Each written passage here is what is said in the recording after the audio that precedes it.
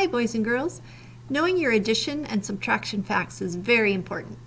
When you see 6 plus 7, you should know quickly that the answer is 13 without using your fingers or a number line. Xtra Math is a website you can use to help you learn your facts. Here's how to get there. First, make sure you're signed into your Google account. Now, when you're in the math section of our website, you will see your assignments. Here they are. Click on the words Math Fact Practice. This is a link that will take you to Xtra Math. From here, click on Sign In with Google. I'm going to pretend I'm Casey so I can show you what a kid's account looks like. As you can see, this will take me straight into Casey's account.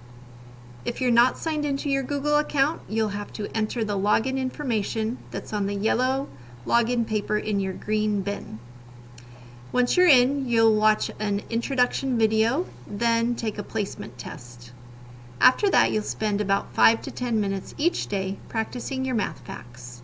Have fun!